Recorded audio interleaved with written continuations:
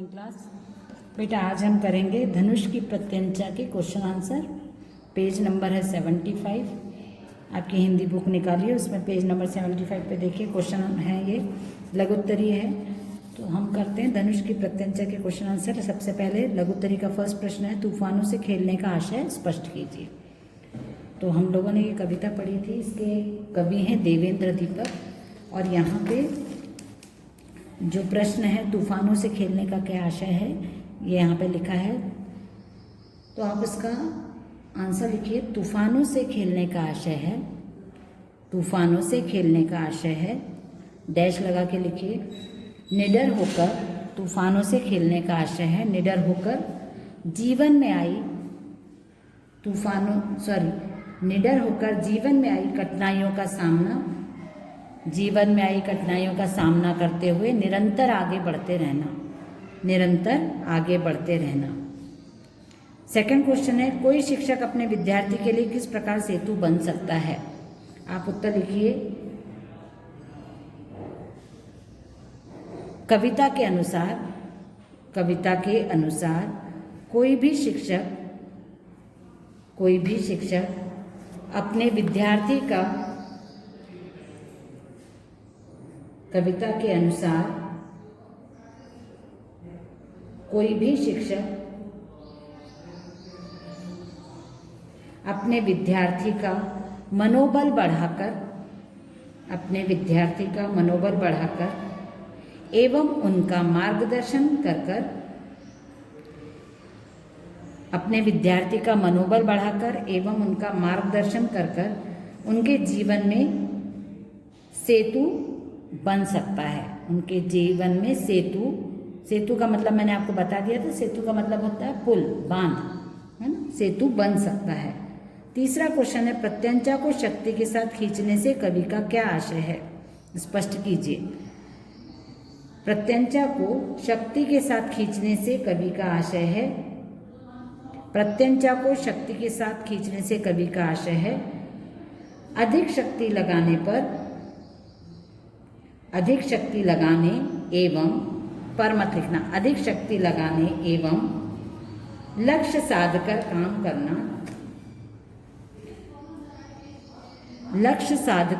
करना एवं अपने लक्ष्य को प्राप्त करना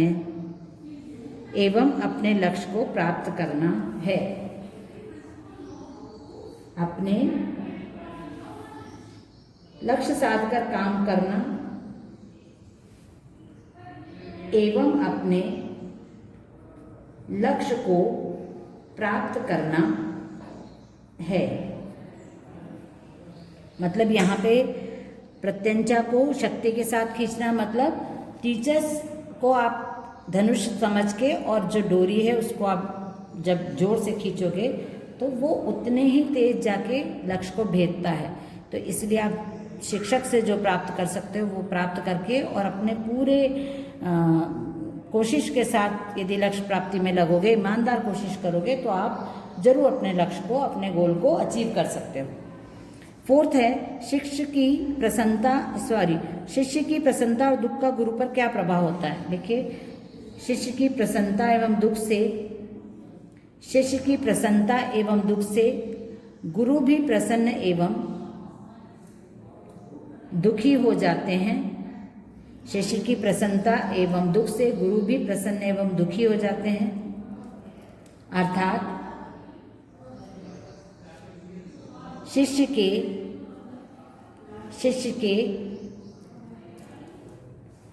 परिस्थितियों का गुरु के जीवन पर भी, शिष्य की परिस्थितियों का गुरु के जीवन पर भी प्रभाव पड़ता है। गुरु के जीवन पर भी प्रभाव पड़ता है। ये हो गया फोर्थ वन। फिफ्थ है, गुरु ने शिष्य को अंशज और वंशज क्यों कहा है? गुरु ने शिष्य को अंशज और वंशज क्यों कहा है? लिखिए, गुरु ने शिष्य को अपने जीवन का अंश क्योंकि गुरु ने शिष्य को अपने जीवन का अंश एवं वंशज कहा, अपने जीवन का अंश और वंशज कहा, क्योंकि गुरु द्वारा ज्ञान प्राप्त करके ही, क्योंकि शिष्य गुरु ने शिष्य को अपना अंश एवं और वंशज कहा, क्योंकि शिष्य गुरु द्वारा ही ज्ञान प्राप्त करके उनके अनुरूप व्यवहार करता है एवं गुरु की शिक्षा को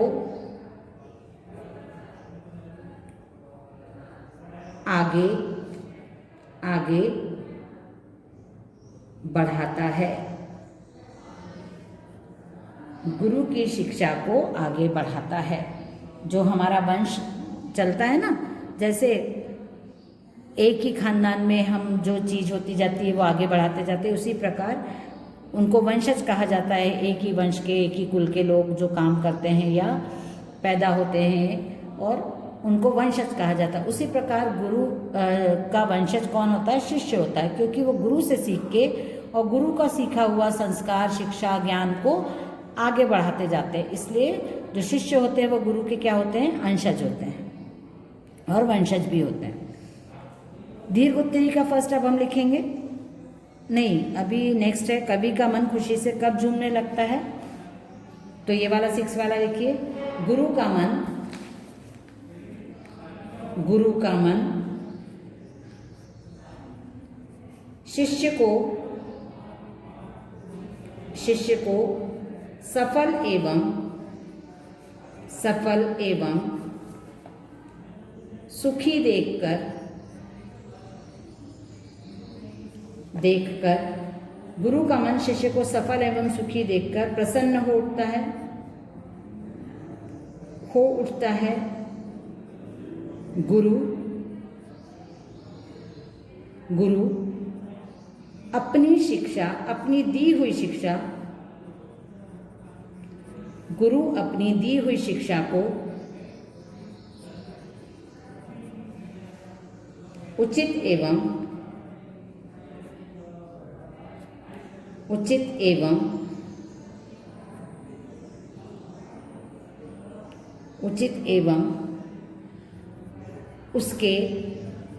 उसके दी हुई शिक्षा को उचित एवं उसके प्रभाव को देखकर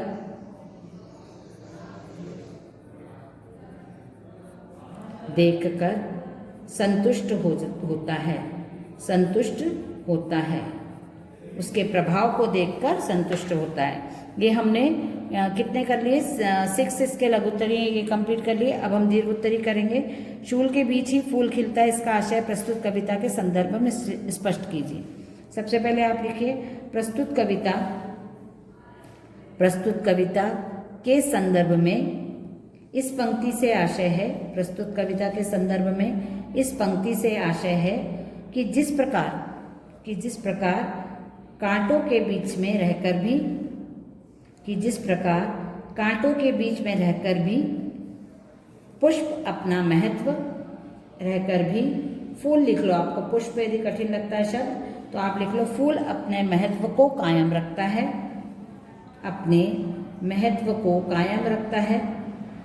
उसी प्रकार मनुष्य कठिनाइयों के साथ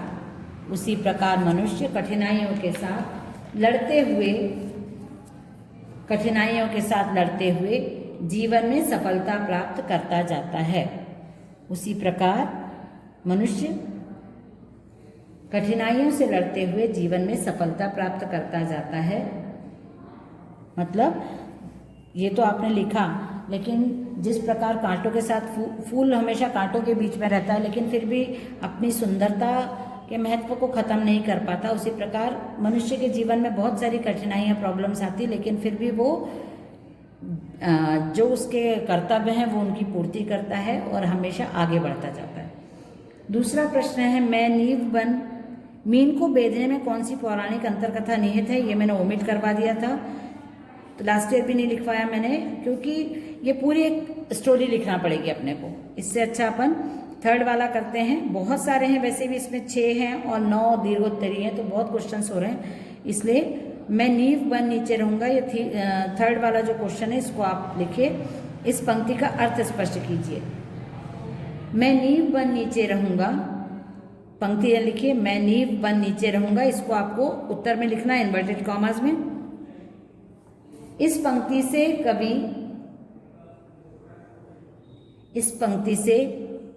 कवि स्पष्ट करना चाहते हैं, इस पंक्ति से कवि स्पष्ट करना चाहते हैं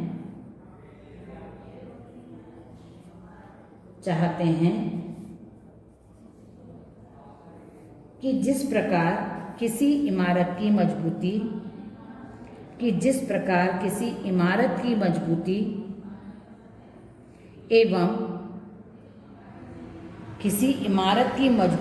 एवं उसकी, ठीक है, मजबूती लिखते हैं, किसी इमारत की मजबूती उसकी नींव पर निर्भर होती है। जिस प्रकार किसी इमारत की मजबूती उसकी नींव पर निर्भर होती है, उसी प्रकार विद्यार्थी के जीवन निर्माण में उसके शिक्षक, उसी प्रकार एक विद्यार्थी के जीवन निर्माण में एक शिक्षक नींव की तरह ही उसका संबल ब्रैकेट में आप लिख सकते हो सहारा होते हैं। नींव की तरह ही उसका सहारा होते हैं, या संबल, कोई भी वर्ड आप लिख सकते हो। तीसरा क्वेश्चन है कवि शिष्य को कहाँ उतरने की सलाह देता है, इस कविता के माध्यम से स्पष्ट कीजिए।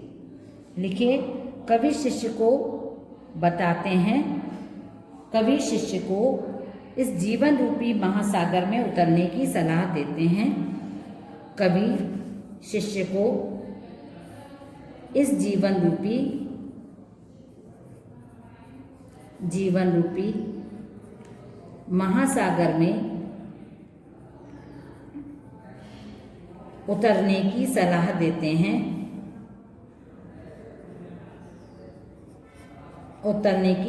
देते हैं।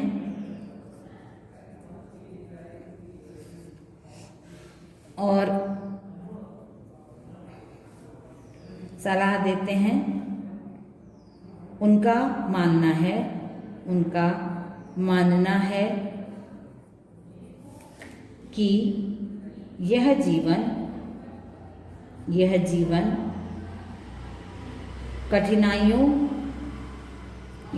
कठिनाइयों, कष्टों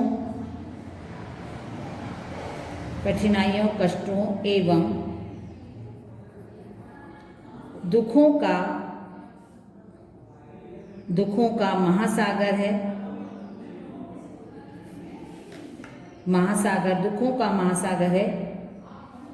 दुखों का महासागर है जिसमें आपको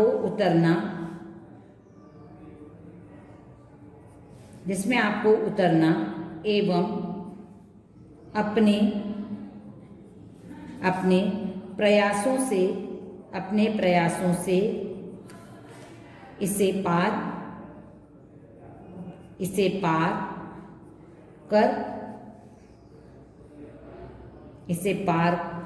करना, जिसमें आपको उतरना एवं अपने प्रयासों से इसे पार करना ही पड़ता है।